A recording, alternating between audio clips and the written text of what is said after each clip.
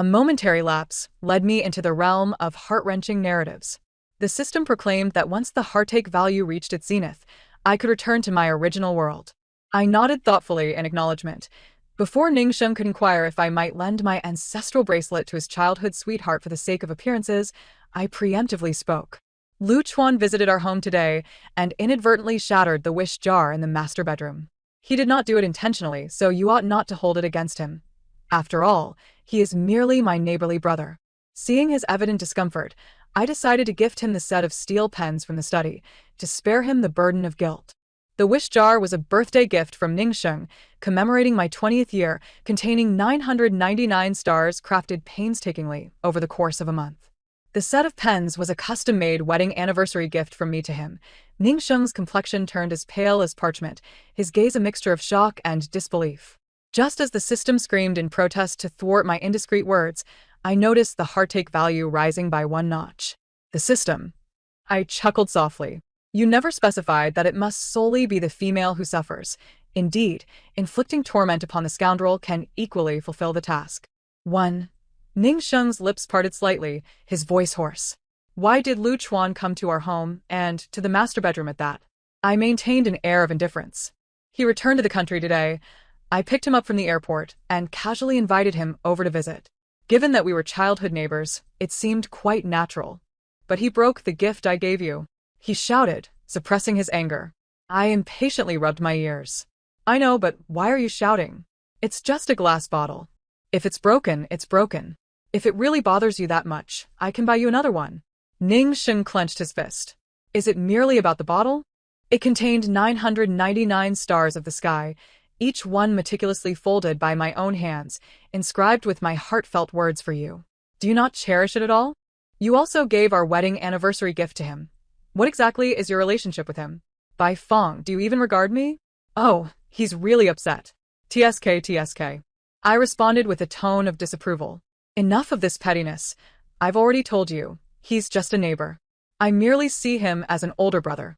If I had any feelings for him, I would have pursued it long ago. Why would I still marry you? The moment those words left my lips, I felt a rush of exhilaration from head to toe.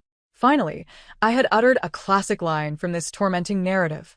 Satisfied, I quickly donned a gentle and affectionate demeanor. Darling, don't overthink it. You know that my heart belongs solely to you. Stop creating a fuss. Be good. I'm a bit tired and will head to bed now. I paid no heed to Ningxiang's discontented expression as I stood up to return to my room. Suddenly, my hand was grasped tightly. Ningxiang furrowed his brows, seemingly trying to decipher something from my face. I maintained an unruffled expression, allowing him to scrutinize me.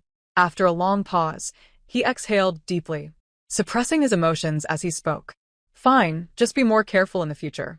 See, E will be walking the red carpet tomorrow. Lend her that emerald bracelet your mother passed down. It would elevate the occasion. Here it comes. The scoundrel has finally spoken. 2. The bracelet?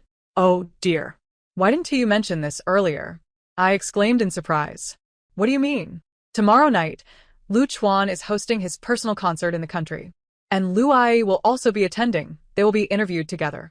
Isn't it a bit inappropriate for her to lack any decent jewelry? So, I decided to lend it to her. Ningxiang was taken aback. You lent it out? Indeed. But that is your mother's keepsake. And you so readily gave it to an outsider? See, he knows it's my mother's heirloom. Yet he still casually allows me to lend it to his little green plum. The twisted logic of scumbags is utterly incomprehensible. What are you saying? How can Lu Ai be an outsider? She was my mother's closest friend during her lifetime. Is there anything wrong with lending it to her? Moreover, she is Lu Chuan's mother. When he asked me, it would have been rude to refuse. Ningxiang looked at me with a darkened expression, as if he were a stranger. Again with Lu Chuan, you're doing this for him.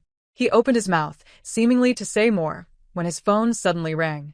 He pulled it out, took a glance, and pursed his lips. He gazed deeply at me for a moment before turning to the balcony. It seemed like the little green plum was coming to inspect her mission. Unfortunately, this task would remain unfulfilled. I tossed my hair and turned back to the bedroom. 3. When I first arrived here, I desperately wished to strangle the system.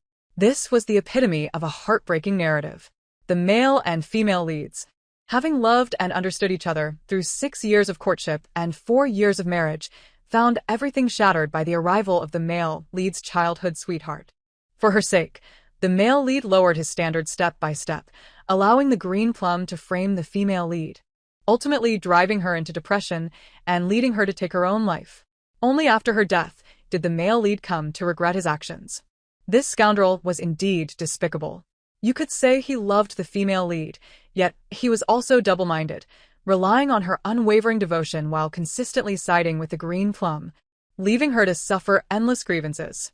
Conversely, if he didn't love her after her death, he would be inconsolable, ruthlessly tormenting the green plum to the point of wishing for her to join the female lead in the afterlife. The narrative emphasized the theme of not cherishing what is in hand, only to lament the loss when it is gone. Yet the audience remained enthralled.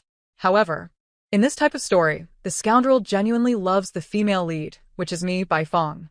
Thus, when I reciprocate his forthcoming attitude towards me, he will truly be affected. One must wonder, why must one inflict self-harm to accumulate emotional distress points? I refuse to engage in such self-destructive behavior. Instead, I shall tenderly care for myself while driving him to madness. Let the scoundrel's tricks unfold. I shall take the lead. System 6. Me. Enough with the 6. What is the current emotional distress value? 10. He genuinely felt heartache when you spoke up for Lu Chuan just now. I smiled brightly. This is just the beginning. There's plenty more for him to suffer later. 4. The reason the scoundrel remains a scoundrel is that he perceives no issue with his overstepping behavior. Without my emerald bracelet support, Ning Sheng presented a pigeon blood red ruby necklace, along with matching earrings and rings that he had acquired at an auction. Gu Ce, this 18-line actress, captured the photographer's attention with this set of jewelry, quickly gaining traction online. After the red carpet and banquet concluded, Ning Sheng personally went to pick her up. Unfortunately, they were caught by paparazzi. In no time, the romance rumors between the 18-line actress and the domineering CEO spread like wildfire. Gu Ce's notoriety surged once more. In the original narrative, Ning Sheng's explanation was dismissive, merely claiming it was a misunderstanding. The female lead spent the entire night fuming in frustration. It seems he intended to explain it to me in the same manner. However, regrettably, he could not find me, because while he was off fetching Gu Ce, I was attending Lu Chuan's concert. Lu Chuan, a pianist, had graduated from a prestigious music school abroad, holding numerous personal concerts. In terms of reputation, he far surpassed Gu Ce, the 18-line actress. After Lu Chuan's concert, the moment I was spotted dining with him at a couple's restaurant, a fan inadvertently captured the scene. Due to the angle of the photograph, it appeared as if we were sharing a kiss. Once the image hit the internet, it quickly caused a stir, overshadowing the freshly ignited rumors surrounding Gu Ce. Both Lu Chuan and Gu Ce refrained from clarifying their gossip online. The atmosphere became quite lively. When I returned home, slightly tipsy, Ning Sheng was seated on the sofa. Before him was an ashtray filled to almost half with smoldering ash. I frowned, waving away the heavy scent of smoke. Why are you still in the living room at this hour? With a thud, Ning Sheng slammed his phone onto the table. The screen displayed the image of Lu Chuan and me, seemingly kissing. Aren't you going to explain yourself? I calmly placed my bag down. It was just dinner, a normal social outing. Can dinner lead to a kiss? Ning Sheng shot up, by Fong. Do you take me for a fool? I glanced at him, noticing the veins protruding from his forehead and the redness around his eyes, indicating he was truly furious. I questioned, Isn't this merely a matter of photographic perspective? We were simply having dinner. The media has exaggerated everything, so why take it so seriously? Can you not be so sensitive? Ning Sheng's eyes widened. I'm sensitive? My wife is on the trending list for kissing another man, and you think that's not sensitive? Exactly, isn't that akin to your rumors with Gu Ce? Just excessive speculation from others? Upon mentioning his association with the little green plum, he paused abruptly, his expression tightening. Internally, I reveled in my victory. Watching the scoundrel squirm was such a delightful experience. I softened my tone and spoke slowly, Lu Chuan has just returned to the country. Given how long we've known each other, it's only natural for me to support his concert. Being photographed while dining and causing such a commotion was truly an accident. Please don't misunderstand. Ning Sheng pursed his lips tightly. his eyes reddening as he stared at me, rendered speechless. I approached him, suppressing my disgust, and wrapped my arms around him. Enough with the fuss. In just a couple of days it will be your birthday, and I have arranged everything for the birthday banquet. I even prepared a gift for you. I am certain you will adore it. Maintaining a semblance of affection for the scoundrel is necessary. Otherwise, the ensuing torment would lack excitement. Ning Sheng fixed his gaze on me, and after a prolonged silence, he reiterated, "You and Lu Chuan, truly, there is nothing between you?" I swore with my fingers crossed. Absolutely innocent. After a long silence, Ning Sheng exhaled a heavy sigh. "I am tired. I will rest for a while." He then stood up and walked toward the bedroom, his silhouette forlorn. I opened the system panel. Heart-wrenching value. 20. Nice. 5. I meticulously prepared Ning Sheng's birthday banquet, just as depicted in the original text. The grandeur, the ceremony, everything was in place. On the day of the celebration, I adorned myself with exquisite makeup and donned towering heels to greet the guests at the entrance. I turned back to confirm that the 6-tier cake and the wine table were exactly where they should be, perfectly distanced from one another. Not long after, I heard a playful voice calling out, "Brother Sheng, do you think my birthday dress looks good today? It matches your ties splendidly."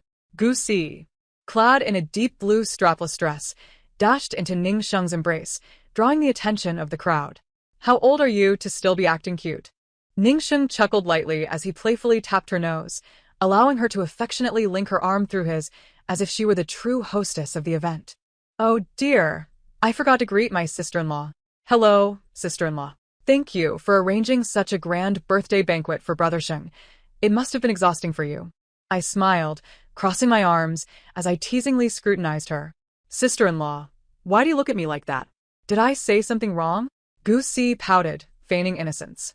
Just as Ning Sheng was about to speak on her behalf, I interjected, "Of course not. I merely find your dress quite lovely. It suits you well. Such a pity, though, that you intend to plunge it into the cake." Suddenly, a gentle voice called from behind, "Fong Fong." Turning around, I found Lu Chuan standing there. Ning Sheng's expression stiffened. "You invited him?" "Yes, is there a problem?" I beamed with delight, eagerly approaching him, and, in front of Ning Sheng and Gu Si, opened my arms to give him a big hug. Afterward, I even stood on my tiptoes to affectionately lean my head against Lu Chuan's cheek. My wrist was immediately grasped tightly. I was abruptly pulled back several steps by a force. Ning Sheng had completely shed his earlier relaxed demeanor, his expression astonished, and his brow furrowed tightly. "By Fong, what are you doing?" I feigned confusion. "What do you mean? What am I doing? You hug and embrace another man right in front of me, and you say there is nothing between you two?" "Enough, Ning Sheng." I reproached him softly. "Must you think so sordidly? This is merely a customary greeting between Lu Chuan and me from when he was abroad. Do not think so poorly of him. Moreover, this is your birthday banquet. Do you really wish to make a scene and embarrass yourself in such a setting?" Ning Sheng was momentarily taken aback by my sharp words. His lips trembled, and his voice dropped. "I think sordid thoughts? Which man can tolerate his wife being so intimate with another? Do you not care about my feelings at all? What does it matter?" I scoffed, my gaze drifting toward Gu Si, who was still linked to Ning Sheng's arm. "If that is the case, then you and she are also embracing right in front of me. Have I said anything?" Ning Sheng paused, and after a while, he awkwardly disentangled Gu Si's hand from his arm. "That's different. Si treats me like a brother. I consider Lu Chuan a brother too. Is that not the same?" Ning Sheng was rendered speechless by my retort. Observing the situation, Gu Si leaned in closer, shaking Ning Sheng's arm as she spoke in a high-pitched voice. "Brother Sheng, don't be angry. Sister-in-law was just saying hello. Surely, she wouldn't have any romantic entanglements with another man." Her tone dripped with sarcasm. Yet I played along. "Did you hear that? Si understands better than you do.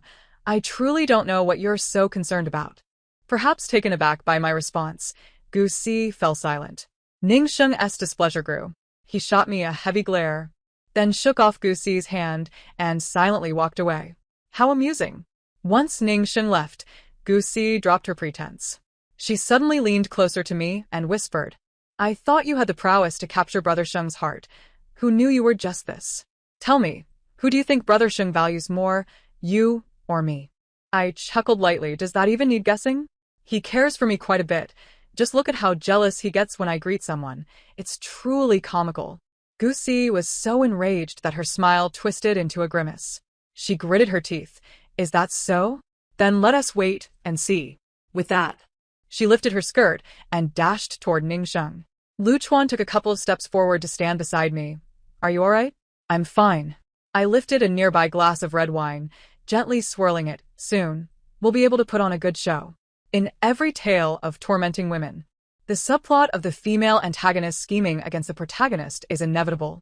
And tonight's banquet marked the climax of the male lead's torment of the female lead. The plot was rather cliched. Feigned pushes, teabagging for sympathy, the male lead's fury, and forced apologies. This typical storyline was already etched in my mind. I was merely waiting. Ningsheng conversed with friends up ahead while Gusi sauntered over to me. Sister-in-law, Brother Sheng, hasn't he spoken to you all evening? It seems he is truly angry. Do you think he might hate you now?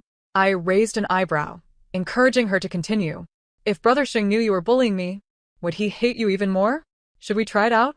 Before I could respond, Gusi's expression suddenly shifted.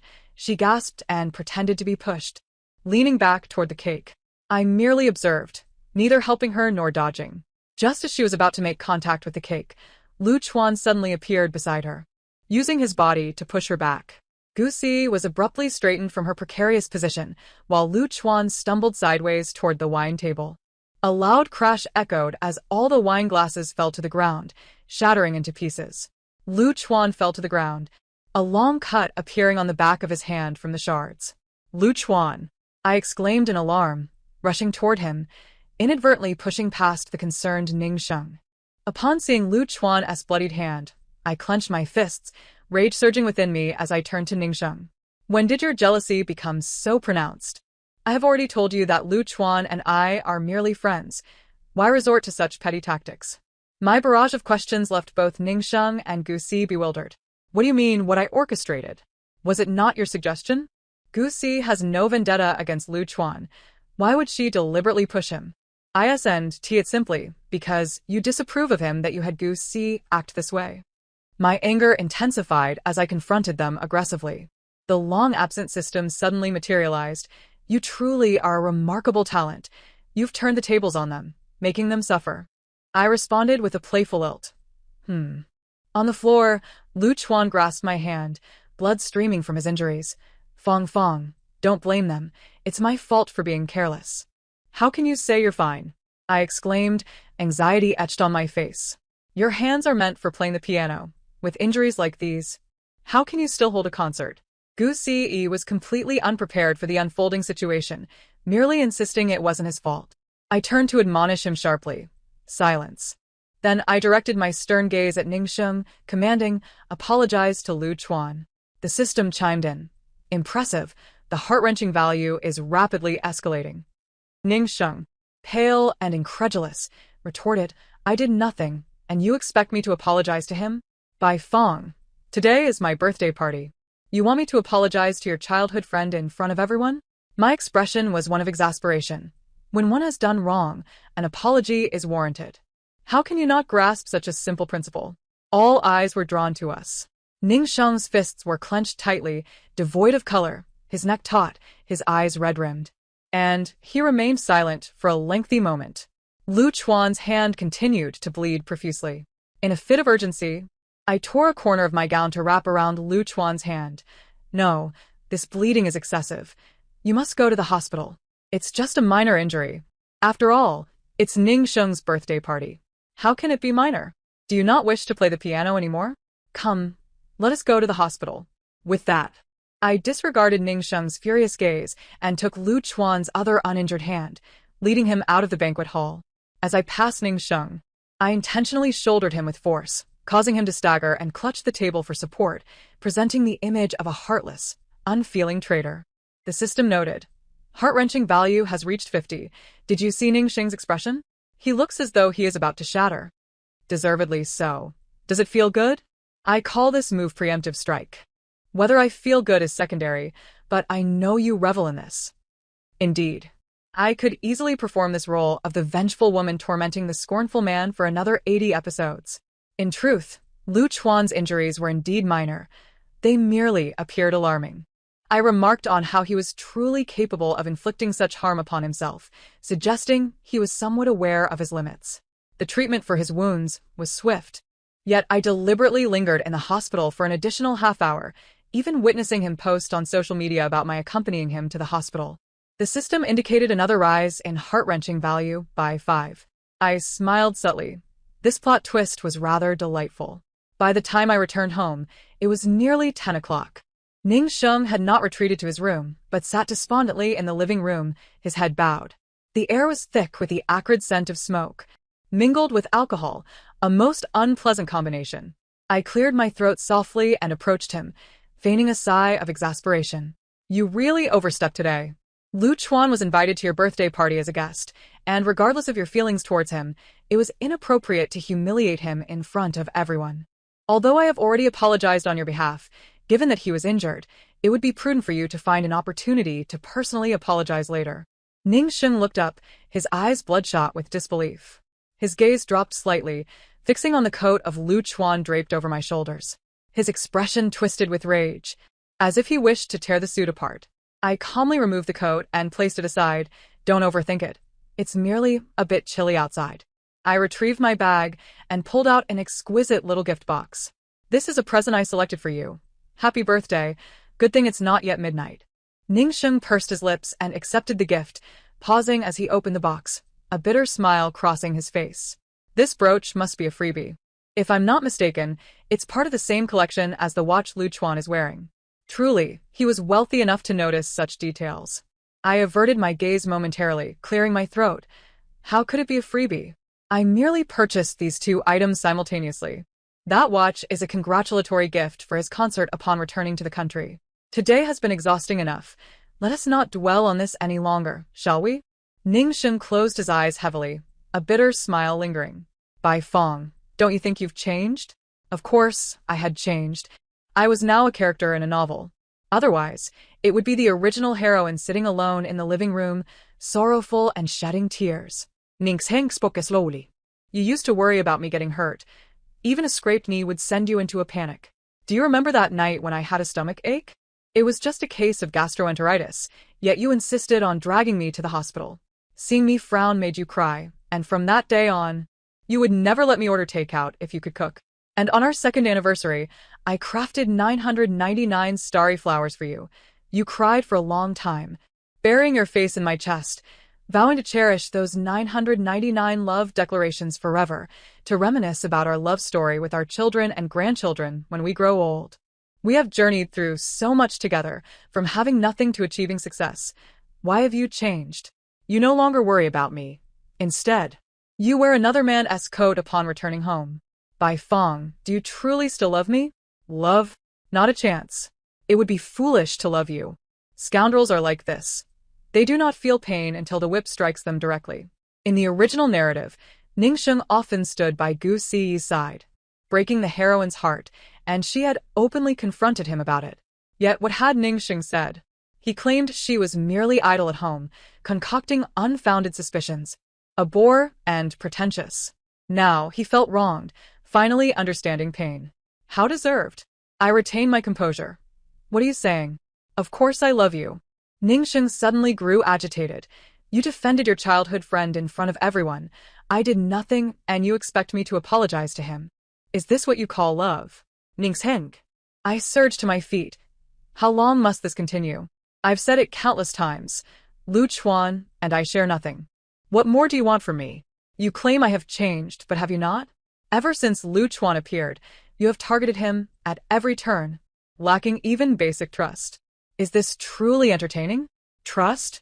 Ning Sheng exaggeratedly echoed. If I were to give you enough trust, would you not be rolling in bed with him right now?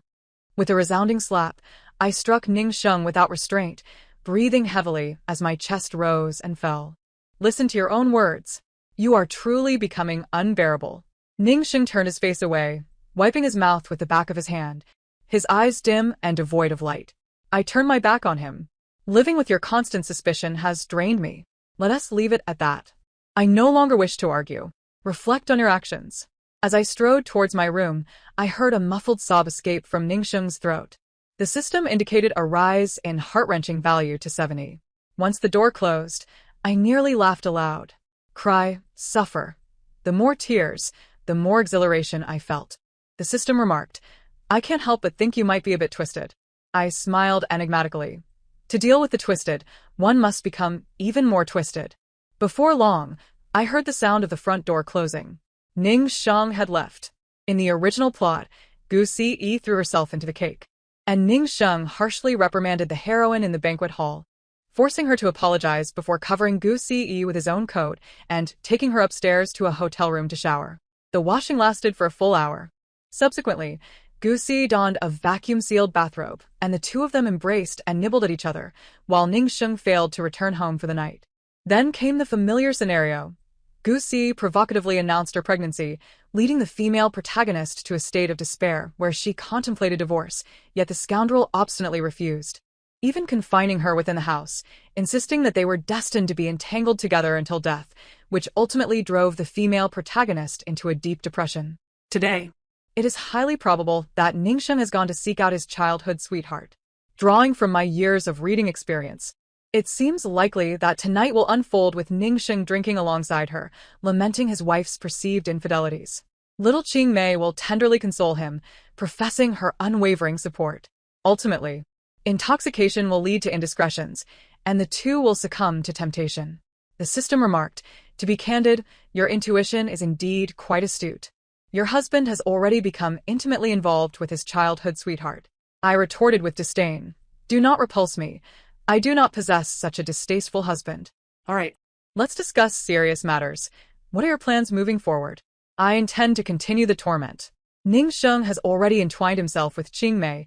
If you persist in provoking him, are you not afraid he may truly lose interest in you and lean entirely towards her, even broaching the subject of divorce? How then will you continue your torment? I reclined in the spacious armchair, crossing my legs, and smiled with confidence. Rest assured, I have encountered many individuals of Ning Sheng's ilk. They are all of the mindset that they may burn as they please while forbidding others from even lighting a candle. He perceives his wife as his possession, and should she choose to leave, it would be a blow to his pride. Thus, the likelihood of him initiating a divorce is minimal. He will cling to this relationship even in its ruin. Even if he were to propose divorce, I would ensure he suffers before that. Not merely on a psychological level, but on a physical one as well. The following day, Ning Sheng returned home just before noon. I sat in the living room, scrutinizing his rumpled attire in silence. His complexion appeared somewhat strained. Where did you go last night? I inquired. Nowhere in particular. I was feeling down and went out for a drink. I chose to remain silent, withdrawing my scrutinizing gaze, feigning indifference. If you've managed to adjust your mood, you should apologize to Lu Chuan tonight. He has an interview. And afterward, we can all dine together. Ning Sheng paused, his already bloodshot eyes becoming even redder. By Fong, I didn't return home for an entire night, and instead of questioning whom I was with, you simply want me to apologize to Lu Chuan? Oh, this man is truly amusing. If I were to pry into the details, he would mask his guilt with anger, chastising me for my lack of trust and excessive concern. Now that I appeared unconcerned, he was once again displeased. What is there to inquire about? You said you were drinking, did you not? I can understand your distress over the issue with Lu Chuan, but drinking will not resolve anything. Lu Chuan not pressing charges for intentional harm is already a concession on his part. An apology is the least you can offer. Do not fail to recognize right from wrong. Ning Sheng exhaled sharply, his face turning ashen as he muttered something incomprehensible, indicating he would not apologize, before slamming the door to the guest room. I leaned back comfortably in my chair, tearing off a piece of facial mask to apply. I never truly expected Ningsheng to apologize. I merely wished to irritate him. In the days that followed, I maintained an ambiguous relationship with Lu Chuan, solely to provoke Ningsheng. I could not discern whether Ningsheng had grown accustomed to this dynamic or if he genuinely found solace in Gu Si's company, as the emotional torment seemed to stagnate at a score of 85. The system expressed concern. You must devise a new strategy. Your previous methods have ceased to affect Ningsheng, and if the task fails, we shall both face dire consequences. I elegantly stretched, replying, why the urgency? There are still captivating performances yet to unfold. After all, the pregnant mistress had yet to make her appearance. Moreover, I had not yet presented the evidence I had gathered against Ning Sheng to the authorities. Just as I contemplated this, the doorbell rang. "Look, the show has arrived," I remarked. Indeed, standing at the door was the radiant Gu Si, who, much like in the original text, assumed the role of the household's mistress. She sauntered in, plopping herself onto the sofa and tossing a report into my lap. I discreetly activated my recording device, feigning surprise as I picked up the report and furrowed my brow. What does this mean? The literal interpretation of the report: I am pregnant. I pinched my thigh harshly to infuse my voice with tremors of pain. Is it Ning Sheng's? Of course, otherwise, why would I seek you out? Good sister-in-law. Impossible. I refuse to believe it. Ning Sheng has stated he regards you as a sister. You must be deceiving me. Is that so? Do you genuinely believe such a fraternal sentiment? Gu Si laughed derisively. On the night of Brother Sheng's birthday, he did not return home. Care to guess who he was with? I opted for silence. You truly are oblivious. Brother Sheng has been frequenting my place. And you failed to notice. I had hoped you would proactively suggest a divorce, but it seems you are rather inept, leaving it to me to remind you. What I mean to convey is clear. My child will be the legitimate heir of the Ning family and cannot be relegated to the status of an illegitimate child. Therefore, I must trouble you, Madam Ning, to accommodate me.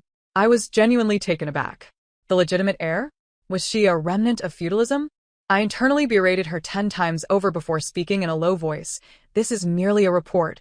It can easily be fabricated. Even if you are indeed pregnant, how can I ascertain that this child is Ning Sheng's? I reiterate, I've been married to Ning Sheng for 4 years. I refuse to believe he would betray me. Gu Si, taken aback by my disbelief, abruptly stood. Fine, if you do not believe me, I have ways to make you believe. Take a look at this. She produced a video from her phone and thrust it before me. The footage revealed 2 naked figures, their moans unmistakably audible. I gasped, my eyes widening. The video played for half a minute. Now do you believe? My voice trembled further, largely from repulsion. You, actually. How could Ning Sheng do this to me? I dramatically wept, channeling my inner Zhen Huan. Gu Si, satisfied with the display, remarked, the evidence is before you. Brother Sheng is mine now. I advise you to relinquish your position sooner rather than later. I have no intention of waiting too long. With that, she strode out with a sense of triumph, clutching her bag. In truth, I have always found Gu Si rather foolish. Regardless of her status as a minor celebrity, she openly flaunted her role as a mistress and dared to provoke the legitimate wife. The online populace, ever eager for gossip, would undoubtedly take an interest. In the original text, the female protagonist maintained a low profile, seldom revealing her identity on social media. Ning Sheng had also never publicly acknowledged his marriage, so when Gu Si and Ning Sheng appeared close, the onlookers merely perceived them as a compatible pair. Thus, when I uploaded the recording online, accompanied by our marriage certificate and a lengthy narrative aimed at garnering sympathy, vehemently accusing Gu Si of infringing upon another's marriage, it garnered immense attention without the need for paid promotion, swiftly ascending to the top of trending topics, marked with a vivid, explosive label. Gu Si was left dumbfounded. She never anticipated that I would so brazenly expose our situation to the public eye. According to the system, she confronted Ning Sheng, weeping and wailing, her agitation inducing a miscarriage, necessitating hospitalization for fetal preservation. Along the way, she was relentlessly pursued by paparazzi, further solidifying her status as a mistress. During this time, Ning Sheng called me over 40 times, yet I chose to ignore every single one. Anticipating his words, I could easily guess he would accuse me of being heartless and venomous. Even if he were to commit the same transgressions as countless men before him, I ought not to be so merciless as to deny him any semblance of salvation. Alas, I have neither the time nor inclination to indulge in his futile drivel. After all, I am in the midst of concocting a grand scheme. Hee. 3 days later, Gu Si's pregnancy stabilized. Ning Sheng finally found the opportunity to confront me. Yet I was neither at home nor at work. Instead, I resided in Lu Chuan's private piano room, where he regularly practiced. It took Ning Sheng considerable effort to track me down, a fact I had intentionally facilitated.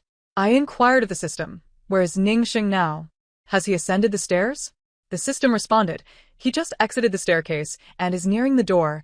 You may commence your performance. Clearing my throat, I immediately assumed my role, gazing at Lu Chuan with profound affection as I proclaimed, my deep feelings for Ning Sheng are merely a facade. How could he possibly compare to you? Had it not been for your departure abroad, he would never have stood a chance. It was merely that among my many admirers, he was the most fervent. Have you not noticed? His smile mirrors yours, complete with a dimple. Every time I see him, I am reminded of you. You stated you would not return, leaving me no choice but to settle for marriage with him. Had you returned sooner, everything would be different. Gusi? I harbor no anger. I am utterly indifferent to her relationship with Ning Sheng. My sole concern is the women who still linger by your side. Yet, I must express my gratitude to Gusi. She is truly foolish, presenting me with the opportunity to propose a divorce to Ning Sheng. Now, he is the one at fault, allowing me to not only rid myself of him, but also claim a substantial portion of his wealth. Once I am rid of him, I shall marry you with his fortune, if you will have me. With a resounding crash, the door was forcefully kicked open. Ning Sheng stood there, as pale as a ghost, his eyes bulging, and his lips trembling violently. Each word he spat was laced with venom. Bai Fong, is what you said true? For all these years, have you truly regarded me as a mere substitute? Our gazes locked in an instant of silence. Lu Chuan was the first to rise from the piano, positioning himself protectively in front of me. Ning Sheng ground his teeth, his expression one of murderous rage. After a moment of appropriate astonishment, I let out a mocking laugh and stood beside Lu Chuan, my tone icy. Since you have heard everything, I have nothing left to conceal. Indeed, it is exactly as you heard. Ning Sheng was driven to fury. He could no longer contain his emotions. Bellowing with a heart-wrenching scream, I have poured my heart and soul into our relationship for over a decade, only to discover you have been toying with me all along. Is it truly so amusing to manipulate my feelings? I feigned confusion. Why are you so enraged? Did you not also take up with Gusi? You even have a child together. What right do you have to accuse me? Oh, and by the way, on the night of your birthday celebration, you claimed to have gone out. I, too, was not at home that evening. I affectionately looped my arm through Lu Chuan's, leaning in closely and squinting my eyes. Can you guess who I was with? Ning Sheng was completely unhinged by my provocations. He raised his fist, eyes bloodshot with fury, charging toward Lu Chuan. Fortunately, though Lu Chuan was a musician, he was no weakling. He deftly evaded Ning Sheng's erratic punches and sent him sprawling a meter away with a single kick. Ning Sheng lay on the ground for what felt like an eternity before he managed to rise, his body contorted in agony, his features creased in distress. Laughter bubbled up from my chest. The system chimed in, "Tone it down.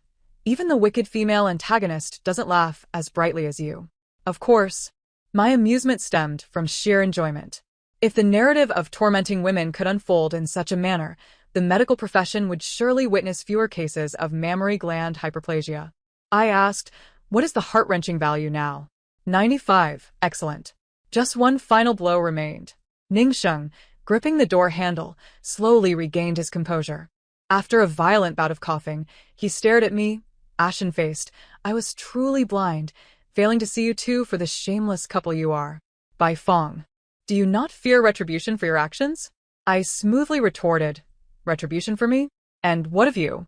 You are well aware of your own misdeeds. Rather than blaming me, you should recognize that all of this is your due recompense. And the retribution was far from over. No sooner had I spoken than a squad of police officers arrived, swiftly and efficiently apprehending Ning Sheng on either side.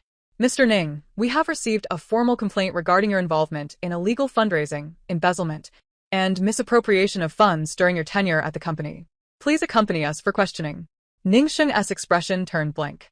After a moment of stiffness, he abruptly turned to look at me. Was it you?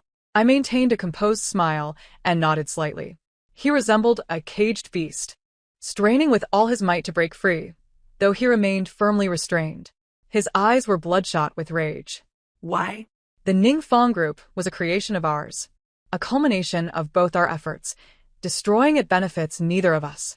You are mistaken, I interjected, extending a finger and gently shaking my head. I do not seek to destroy the Ning Fong Group.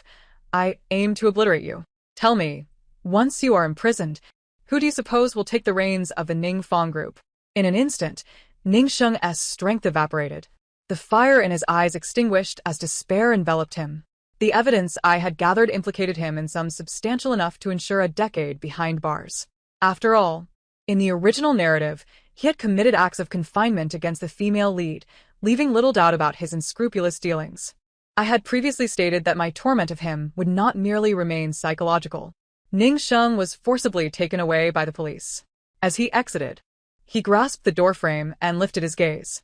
Bai Fong, let me ask you one last time. Have you truly never loved me? This question was one I could certainly perform. I composed my expression, and as my lips met, I emphatically pronounced 2 words. Never. What a thrill. Ning Sheng's hand, which had been clutching the door, finally fell limply to his side as his figure disappeared entirely. With a delightful chime, fireworks erupted in my mind. The system notified me that the heart-wrenching value had reached 100, marking the completion of my task. Excellent. After Ning Sheng's departure, Lu Chuan turned to me with a gleam of satisfaction in his eyes. Fong Fong, it has been a pleasure collaborating with you. I released his arm, stepping back to a more conventional social distance, smiling politely. The pleasure was mine. However, there had been no genuine connection between Lu Chuan and me from the very beginning.